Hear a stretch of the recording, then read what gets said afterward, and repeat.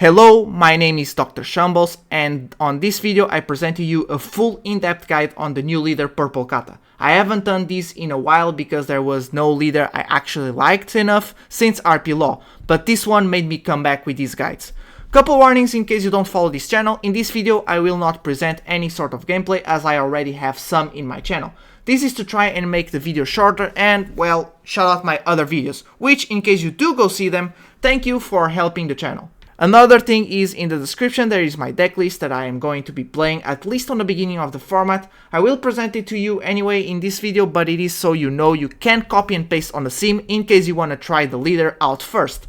It is likely to change over time as I finally have more experience on locals and not only on the sim. There are also timestamps where you can jump around in the video to the portion you want to see / maybe repeat. Let's get into it, shall we? So, what are we going to be talking about throughout the video? First and foremost, leader, card and ability. This game revolves around the leader at the center of it, so it is important to dive a little bit on what the leader does, so we understand its strategy along the line, and we will also be talking about strengths and weaknesses of the deck. So if you don't like what you see, then you won't waste your time. Decklist. Here I will show and explain the core of the deck as well as showing you all the tech cards that I know, explaining what they do card by card and giving some personal opinion on ratios and what I think about these cards. And then I will present my deck list as an example. Strategy. After we see the cards and possible deck list, I will explain what the deck wants to do throughout the game, explaining combo lines and win conditions in a most general way. Starting hand. Once we know the strategy, we can talk about the general starting hand that we want to see / mulligan for. And finally, matchups. This is the portion of the guide where I give some input about the most popular leaders of the OP11 format, talking about how the matchup usually goes, if it's favorable, if we want to go first or second, specific cards we want to play, or specific cards we want to take caution against. Leader card and ability. The Purple Kata's leader card reads as it follows. When you attack or get attacked once per turn, you may take one Dawn out of your Dawn field, look at the top card of your opponent's deck, then this leader gains 1k power during only this battle. Now, this effect is great because it lets us swing bigger numbers without the need to attach Dawn, which gives us some leverage to play better bodies. This combined with your nature of color, which is purple, you won't feel the loss of that Dawn as much, cause purple strategy usually revolves around getting Dawn faster so you can spend it. But the more obvious strength of the deck relies on the first half of the effect, looking through your opponent's deck. This information that you get almost every time you swing with leader or protect them with it gives you crucial information, which you will use to play around their curve plays, protecting your board from potential removal, and the most simple one, bricks in hand, which helps you swing with more optimal numbers during your turn to end the game with the most efficiency. The third part of the effect is the use of your characters in combination with this leader effect, to pull off various types of effects, which are hella fun to use. The strengths of the deck are great late game. We have pretty good bodies with incredible stats that help you make pressure on your opponent, making us have better late game than many decks. Board survivability. Thanks to your ace character on the deck, your board is pretty hard to remove unless your opponent has some tech, or in the case of black color decks, has the resources to play around the survivability and remove the bodies. This makes the deck very annoying to deal with, as it takes away your opponent's options of what to swing into, making it easier to predict where the attacks are going for, which also helps you protect much more optimally. Consistency / cycle. We do have a great amount of search as well as cards that filter out our hand to reach the most optimal hand for the matchup on the other side, which makes the deck be pretty good at finding its core combo line. Now, weaknesses of the deck are low resources. Although we have good search and cycle, we don't usually draw more cards than the ones we have in hand. Sometimes we do draw one though. We only filter them out most of the time, which makes the deck not have as much gas as some other decks. Thankfully, once again, the fact that the board most of the time sticks on the field, it helps navigate this weakness in some way. Slow board building. Once again, although our board sticks most of the time, we don't play that many bodies early to mid game, pretty much only dropping one body at a time. This, against the few decks that can remove our board with consistency, makes us pretty much lose right away, and when going into faster / more aggressive matchups, we may lose faster than we can establish our win conditions. And lastly, hard deck to pilot. This deck has in fact good adaptability into many decks, but the learning curve to deal with such decks may be a bit high to players that are just starting to play the game, or even to some veteran players, because the strategy of this deck is quite unique and takes time to get used to. But even with this, I highly suggest trying the deck, as once you figure the deck out, he is one of the most fun decks to pilot. Decklist. Let's now look at the usual decklist that you want to run. What you see here is the core of the deck, cards that you must play, and in some cases not even the ratios are changeable, as many cards are your win conditions and are required for your leader to work. First off is the 2 searcher cards of the deck. I will talk about the event we are going to claim the One Piece. This card is pretty simple. For 1 Dawn you look at the top 5 cards of your deck and choose 1 Big Mom Pirates or Animal Kingdom. This card makes it so that 95% of the deck is searchable cards, increasing the consistency of the deck greatly. Although some people do go down on copies of this card in their deck, I'm gonna very highly suggest you do not go down from 4 copies of it. You need to find your win conditions as soon as possible, and this is one of the only cards that lets you do such thing in early game. Next is the SR Searcher Pudding. She does the same as the event we talked, but she can only search a 2 cost or higher card, and it needs to be a Big Mom Pirate. It cannot search the Animal Kingdom Pirates. We don't run that many, so it doesn't really affect the search at all. She also has a secondary effect, which by spending 1 Dawn you get to look at the top deck of your opponent, much like your leader effect. Do not overlook this effect, it is a very good effect and it will be situation where it comes into play. I will talk about it a bit more in the matchups portion of the video. This is a staple card as 4 copies and the ratios aren't really contested. Next are your core ramp cards. These cards are used in the deck to either keep your Dawn healthy while you use leader ability or straight up ramp you at least 1 extra Dawn. These are 4 copies of the 3 cost Pudding and 4 copies of the new 5 cost Sparrow. These cards are essential to the deck and their ratios at 4 are never contested, as these are somewhat part of your win condition, especially Sparrow. Pudding makes so once per turn when a Dawn is returned to the Dawn deck, she returns that Dawn back to the board rested. So when you use your leader effect during your turn, you don't lose Dawn. Then comes Sparrow. You may discard 1 card and then guess the cost of the top card of your opponent's deck. If you guess right, you draw 1 card and then 1 active Dawn to the Dawn board. So you can already guess these 2 combined make you ramp 1 Dawn with just 1 leader swing. Pudding giving you the Dawn back from the leader swing, and then Sparrow ramping you up by using the information your leader effect gives to not miss the guess on the top card of your opponent's deck. Third are your core 2k counters. Strusen is a must at 4 copies in the deck, as he is searchable and he can help you end the game with his effect of, by returning 1 Dawn and guessing the top card of your opponent's deck, you may rest a 4 cost or less character from your opponent's board, which makes him great to help you rest a blocker to make a winning swing to your opponent's life. The other core 2k is Uzohashi. He is not necessarily a core, but given his popularity in the deck I decided to include him here. He does the exact same as Strusen, only he is not searchable, but he rests a 5 cost or less, which is much better, and he doesn't require the leader effect, as long as you have 8 Dawn on your field, which is easy on late game of course. He is going up in price because he is one of the best 2Ks in the game, so in the tech portion I'll tell you budget options to replace him. Now in 4th, you have your core help to pull your strategy, these being the 2 cost Kit Kata and the new 1 cost Anana. Any of these can vary in ratios, but almost none of these goes down from 3 copies.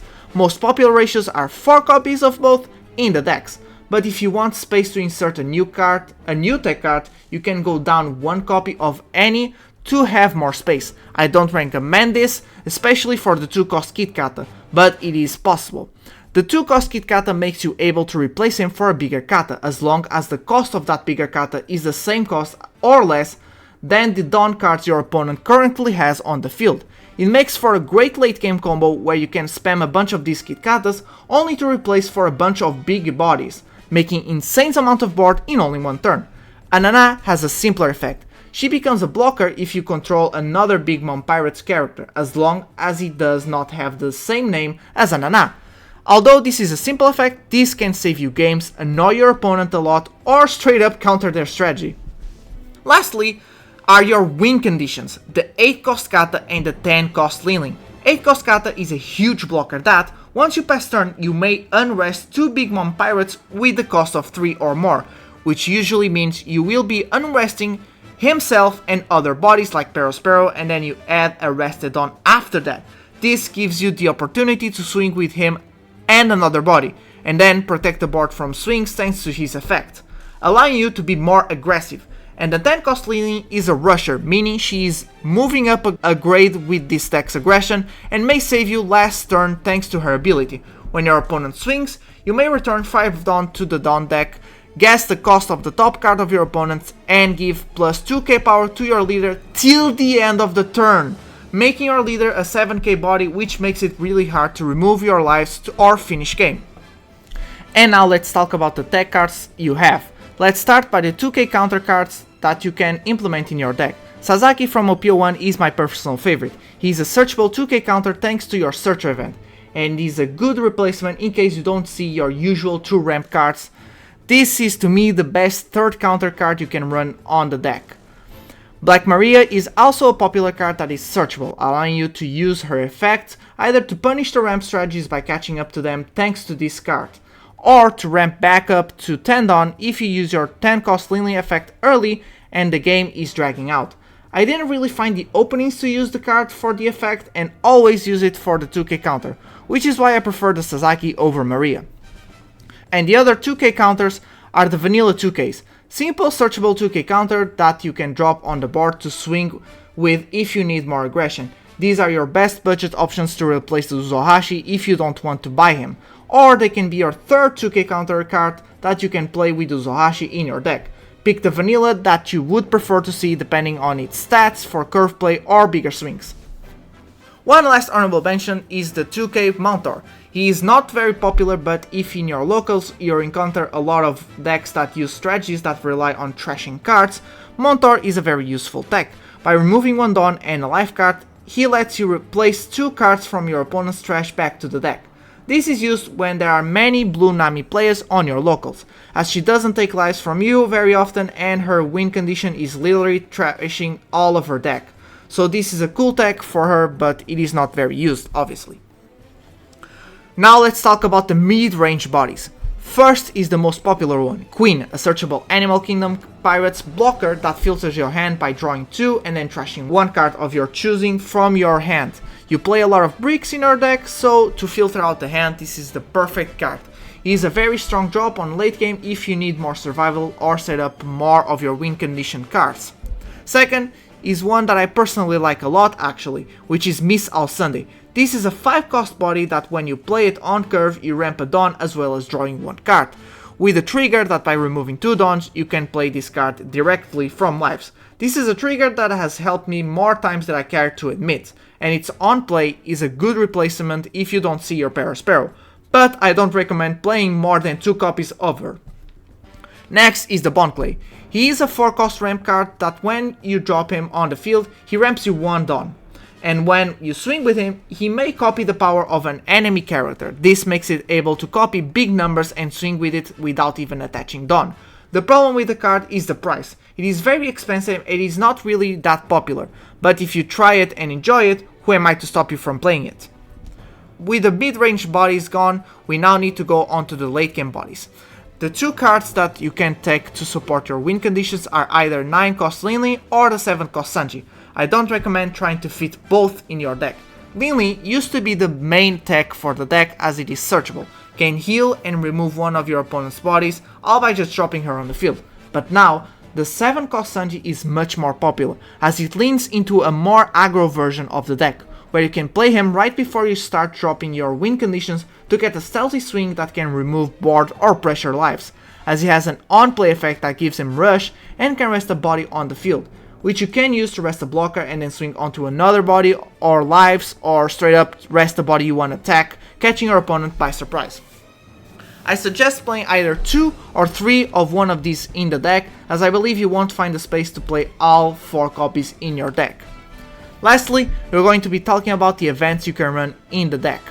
First is the most popular one and my favorite, It's to Die For. This event straight up ramps 1 Dawn, and if your opponent has a body with 6k power or more, it ramps you 2 Dawn instead. This event allows you to do your best combos and ramp on early game with much more consistency. I really advise you to play at the very least 2 of these events.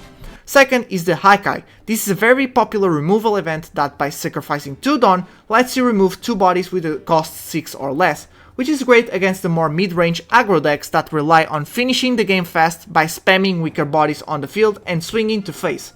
This card gives you enough time to find the winning conditions and start turning the game around.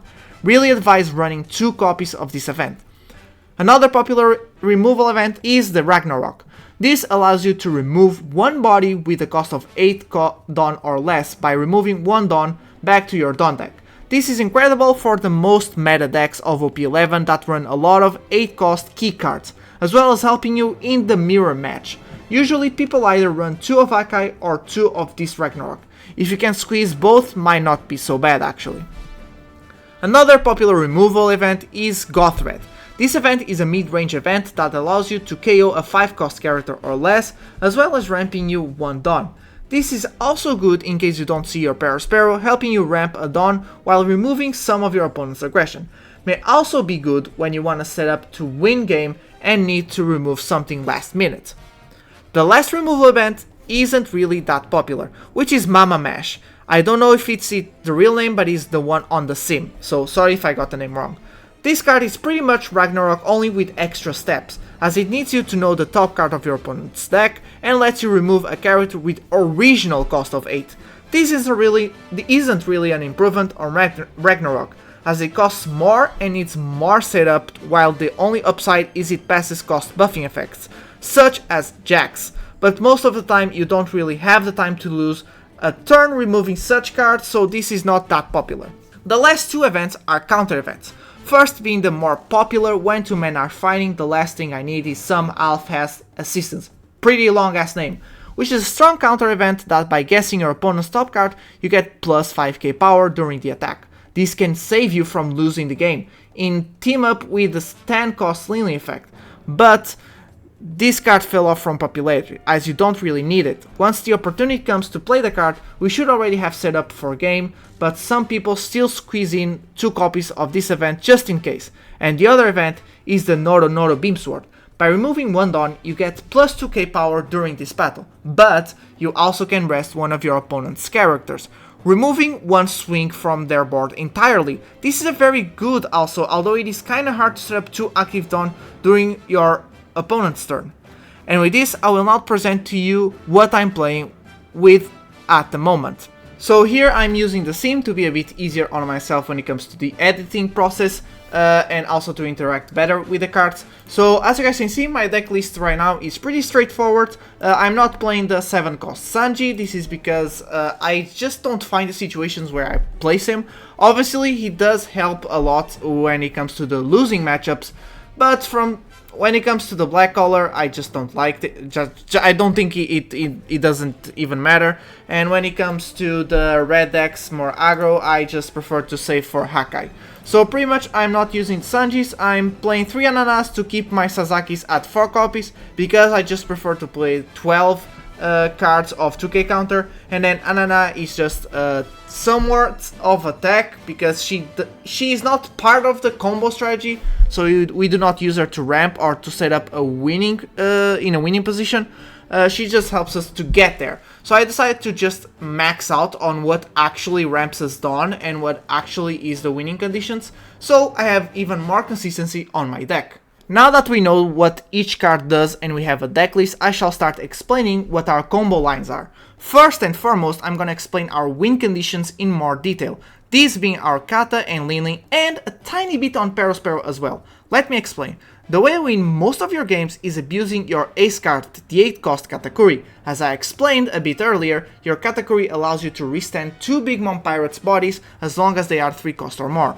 This includes himself. This means that once you set up your Parasparrow early game to then drop the 8 cost Katakuri, you have now entered what I call the loop state. This means that you can swing with both these bodies, and once you pass turn, these 2 bodies become active again and you ramp a rested Dawn.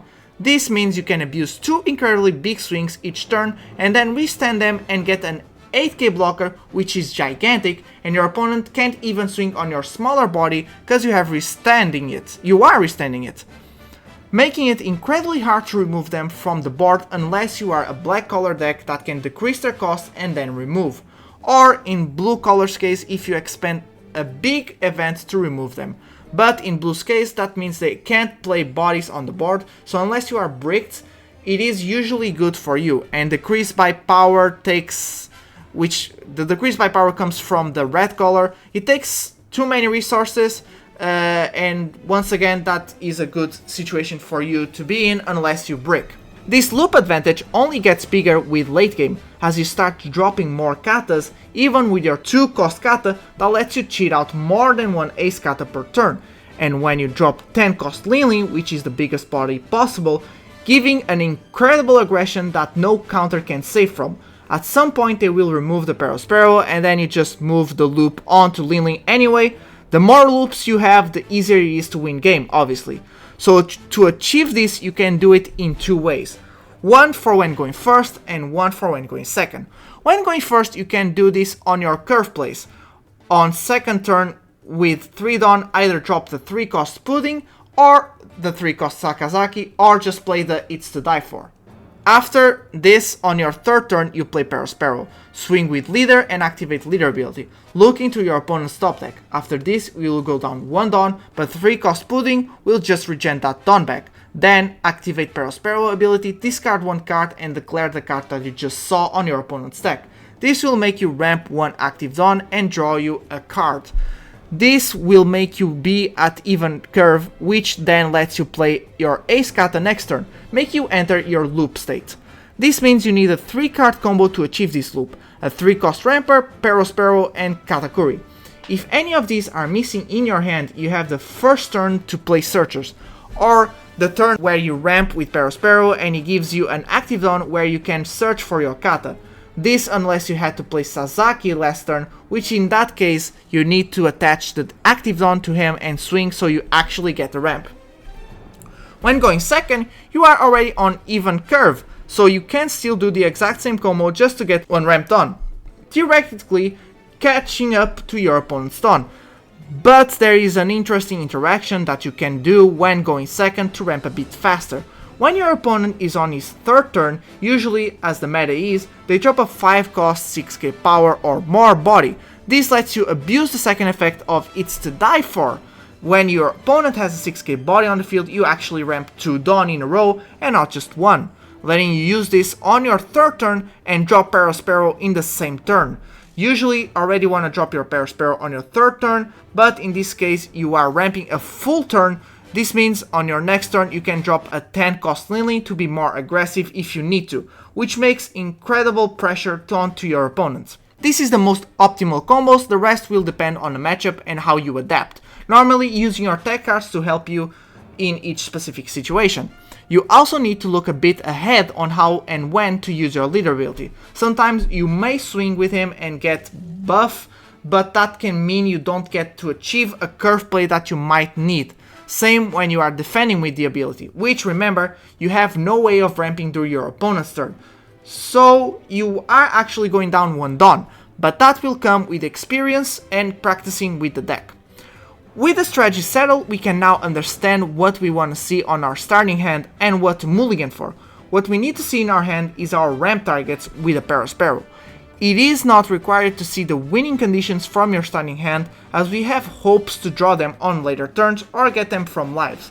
The rest of your hand should be 2k counter or some specific tech card for the specific matchup, and obviously the Searchers can replace any of these parameters by using them on your first turn in hopes to find the piece that you need.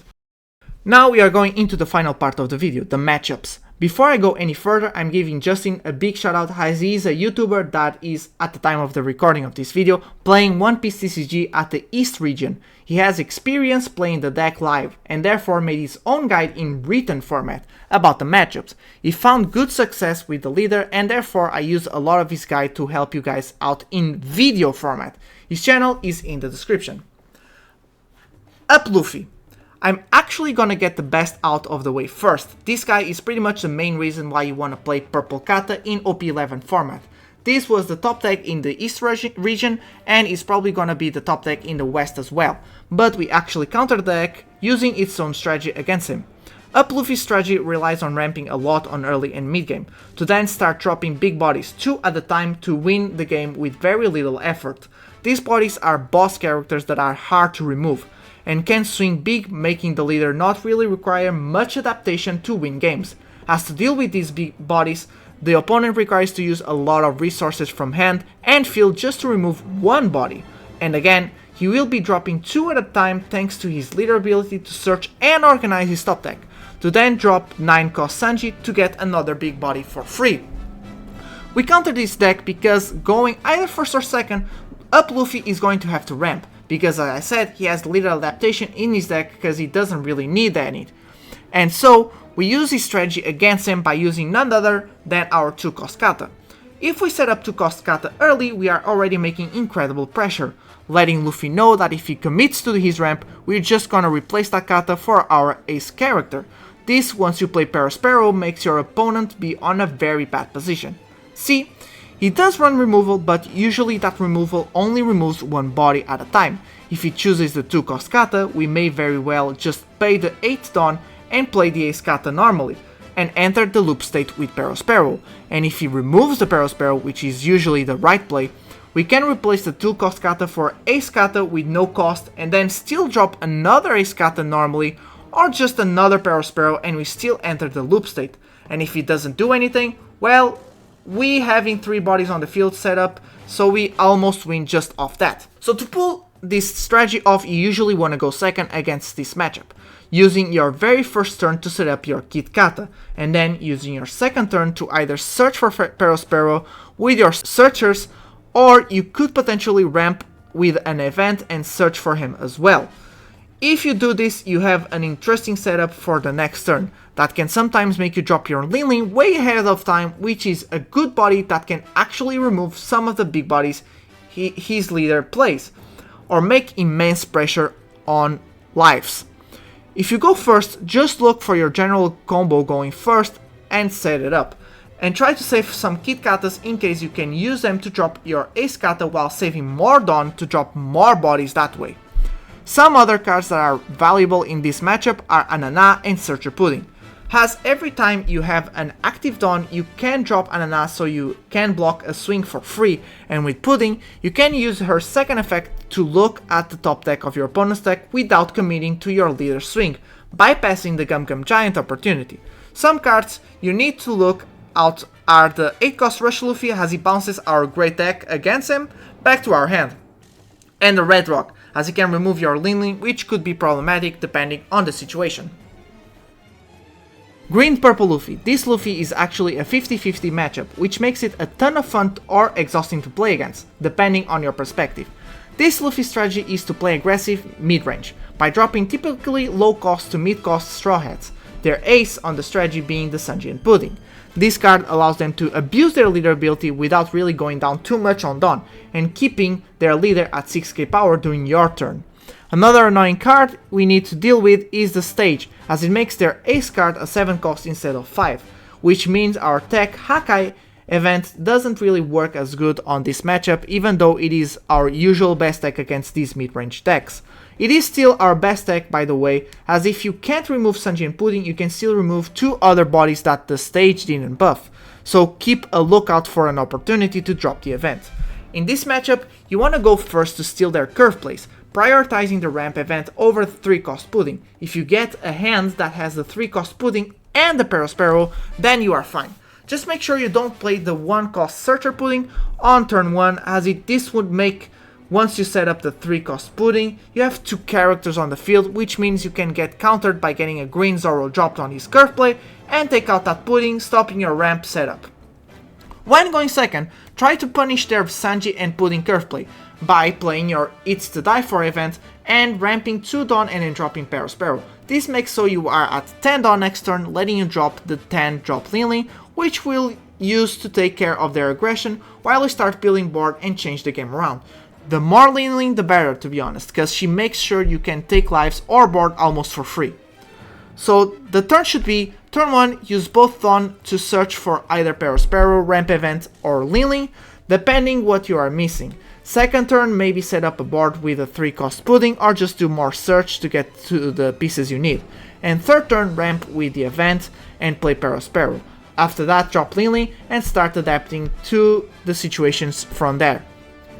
If you can defend early swings by countering just one expendable card, you may do so, as in later turns you will get aggro, and if you set your starting hand right, your opponent can only swing onto lives late game, giving you the cards back to hand to a healthy size.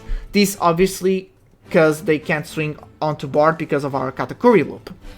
Some annoying card is the Gear 2 Luffy, as if you are not paying attention he can drop and make a sneaky double swing to win game, so be mindful of that. Most play Electric Luna, which is an annoying event that freezes our Perospero and other cards with cost below him. Also, its trigger can rest any characters, which can take a potential big swing, so be mindful of that. They play Gum Gum Giant and Searcher event with a trigger. Be mindful of that when trying to look for their top deck to get effects off. If you have Searcher Pudding on the field, using her second effect instead of committing your leader swing is always the best option.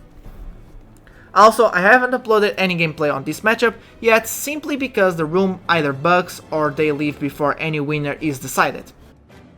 Purple Luffy.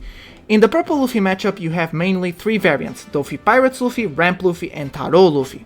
In any of these variants you wanna go first if possible. This is because the strongest variants of Luffy use their leader ability to ramp a Dawn in exchange of their lives. This makes so he actually plays on your going second curve, faster than you while dropping bodies. You want to steal this because they have a lot of cards of characters that synergize with this ramp, helping Luffy build board faster and stronger by each turn, so we steal their board flood strategy by doing this. And when we steal from the ramp variant, they cannot play on an optimal curve to ramp and drop the 9-cost Luffy spam or set up the blocker kata.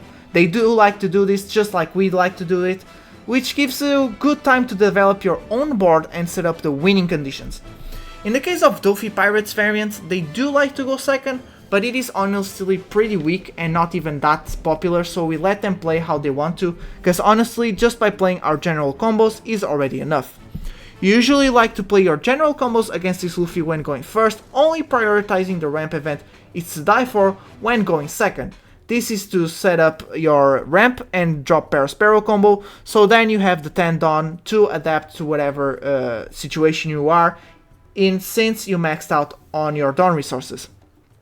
In the case of Luffy Taro spam strategy, Hakai helps a lot, removing 2 bodies from the field, and in the case of the ramp strategy, they usually set up passive ramp as well with the 8-cost Katakuri, so you can abuse your 2-cost Katakuri to spam board. Be mindful to not drop 2-cost kata early for setup, as Luffy can drop the 7-cost Sanji, rest that kata and take him out easily, which takes a lot of our tempo. Anana is also good as an annoying character. She can get tapped by Sanji as well, but if you have a target that you want to protect, she is very annoying, giving you at least 1 turn with that said target. And as always, he is a purple color Luffy, so you need to watch out for the Gum Gum Giant. Shanks. Shanks is a very strong red leader that has very strong late game cards, usually using his leader ability to survive early swings and decreasing opponent's power from the character to then remove them, prolonging the game till he starts dropping his big bosses, which are almost impossible to deal with. We actually counter this leader as we like to go first. This is simply to steal their curve plays, which are annoying to deal with the Yazop curve, which makes the leader a 6k for your turn. During your turn, making it annoying to swing into. This could prolong the game just enough for them to get to their big bosses. And then you have the Beckham curve on 7 Dawn, making it taking away our Perospero a bit easier, as they can set up power depletion on turn 1 and then 1 and 2 and then drop Beckman on curve. Watch out for the Rayleigh curve though when they go second, as if he takes his time to set up the game to specifically drop that character on curve, what he removes can be devastating, but thankfully if he does spend his turns setting up for that drop, we can play a bit more aggro on lives. If you get your standard combo, you pretty much can hopefully drop Linley a turn earlier, giving you good tempo. If going second, punish their Yasop drop by playing It's to Die For to ramp 2 Dawn and drop Perospero, as always. Hopefully it doesn't remove it, and then we can drop Lin early and then start dropping 2 cost katas and spam more big bodies. Do not try to deal with the 10 cost Shanks. It's not worth the resources. After they drop the first, it pretty much becomes a race to victory. This just got a buff announced in its starter deck, which can change drastically how the game goes. But this is the best information I can provide since I'm doing this before those decks drop. Bonney. Bonney is an incredible defensive deck that tries to drag the game and win slowly, using her leader ability to rest one of your characters, taking away a swing from you each turn, and then either freezing your rested bodies to stop them from attacking next turn, or straight up KOing them. This matchup is a 50-50. On this matchup, you wanna go first mainly to steal their best curve combos, dodging the Cavendish curve or Carrot curve or the Smoker curve, and then alter their Holy curve, which is an incredible aggressive card on the deck that can single-handedly change the tempo around. The standard combo always goes nice on this matchup, as well as dropping Hakai to remove the mid-range characters and our ace character to restand our bodies, prioritizing the 10 cost Lily to dodge the 9 cost Shanks that can KO her with no effort. Our 10 cost Lily is also nice because it helps us deal with the Fortress Kit if they drop one. Another deck is our 2k characters that rest opponents' characters like Uzohashi or Strusen, which helps us rest 2k Tashigi so she cannot protect any bodies on the field. When going first, just go for your standard combo giving priority to the ramp event. This will make sure that you can swing before building board. On the turn you drop Perospero, so Perospero does not rest, because you don't need to use your leader swing to look at the top deck, and therefore Bonney cannot freeze him next turn. And the last tip is, watch out for sneaky Holy drop to finish game. For the love of God, he can rest 2 characters. Anana can be very useful as an extra blocker to make sure you have something to defend with in case this happens. This matchup may also change with the new tech from the starter decks, so watch out for that. Belo Betty. Belo Betty is an extreme aggressive deck that her whole strategy is to finish game as fast as possible. This is usually great against decks that have a slower build and better late game, like our Katakuri. This means the deck does counter us, but there is a leverage to play around. Belo Betty uses a lot of resources from hand to pump her characters on the field, using this to swing with big numbers and or set up even more board, building board very fast and swinging very big numbers at the same time. How we want to play against this deck is starve her to the maximum and hope she doesn't have enough gas to finish game, or we have at very least enough resources to survive it. For this, we need to make an extreme starve, not swinging onto her lives, to give absolutely the least amount of resources to Belo Betty's hand. We only swing for board and counter some of the early swings till she eventually runs out of gas. Once or if we manage to survive, we will start slowly enter late game and set up a bunch of big bodies, which will make it easier to not only remove board but then take lives, giving the absolute priority to board every time. To do this, we usually go second, getting a draw on first turn, which is less resources Belo gets to hand on early game, and having 2 Dawn, which means we don't have to worry about ramping to play on curve, which gives us a bit more wiggle room to discard cards that we would need for ramp. Also, this stops the 4 cost red Invankov curve play, which is very annoying to say the least. We probably could find a window to play It's to Die For if they play the 5 cost Invankov on curve, which we can somewhat punish to ramp 2 Dawn and drop the Perospero, but they will have 2 bodies on the field, which it is a lot of pressure next turn, so we need to be careful of that.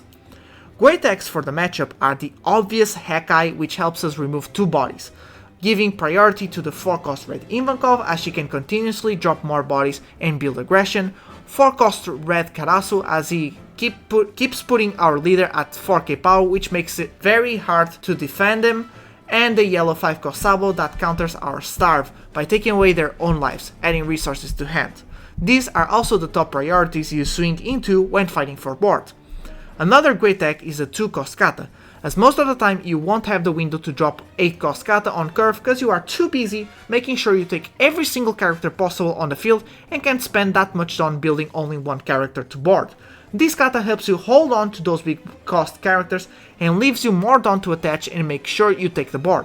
Also lets you use Hakai more aggressively, as you will just starting dropping 2 cost katas to build board faster and bigger. Make sure you don't drop kata unless it is to activate the effect right away, and replace him for the 8 cost kata, as Belo Betty runs some cards that remove small board like Lindbergh. This advice is also for Anana. You want to drop her when you already have other blockers set up on late game, or to bait out those removal cards. Another great deck is Queen, letting you set up defenses while helping you out filter the deck to find your Hakais, 2 cost kata and 8 cost kata, to start comboing late game, since in this matchup you are not in need to save Dawn. Another annoying card that Belo Betty runs is the 6 cost yellow koala that lets her set up board, set up defenses and counter our Starve. Monkey D. Dragon, that is a late game body that helps Belo Betty's aggression, or pulling off some effects from other characters already on board without spending cards from hand, and the occasional Morley that, if set up right, can make a final swing that you can't block. And lastly is the Blackbeard and Lucci matchup. In this matchup the explanation is very simple. Just scoop, do not try to win this deck. I mean, you can try, but you will lose like 95% of the time. These decks counter you immensely, and there's not much you can do about it. In terms of Blackbeard, you can run the 7 cost Sanji, since Blackbeard doesn't really use his leader effect and keeps many cards in hand actually, because he knows that you do not use a lot of on-play effects, so he can just keep his hand size healthy, but this means you can drop a 7 cost Sanji to make a sneaky swing onto board or lives, putting immense pressure. One thing though is the good Blackbeard players already know about this deck, so they usually just start using their leader effect on when they know you're going to be at 7 Dawn. Also, Blackbeard is going to be changing a lot of his strategy thanks to the starter decks, as it is one of the first starter decks that Mayabatsu has updated on the sim. You can use, at the time of this recording, you can go to the devs version of the sim to try out the new cards for Blackbeard and the Gear 5 Luffy. Blackbeard now will have, or I think so, will have a very close strategy to Lucci, which is just the impossible matchup. Even if you run the Sanji, it usually means they need to low roll like immensely, and you need to have the highest of rolls. So it is not even worth mentioning the matchups or how it will be played. You'll just get your ass kicked and lose. So yeah. Make sure to take care of Blackbeard, because he will be getting good buffs and he will be even better against you. So yeah, there's nothing we can do against these matchups, so I'd rather just save time and not really try to explain what you could do, because there's nothing you can do. You just rely on luck and hope for the best. This has been the video, this has been the guide. Hopefully this has convinced you to play the purple kata. If you did enjoy the video, please consider liking and subscribing, and tell the comments what you think of the guide, or if I missed something. Hopefully I did not. But once again, thank you so much, and I'll see you all in the next video. Goodbye.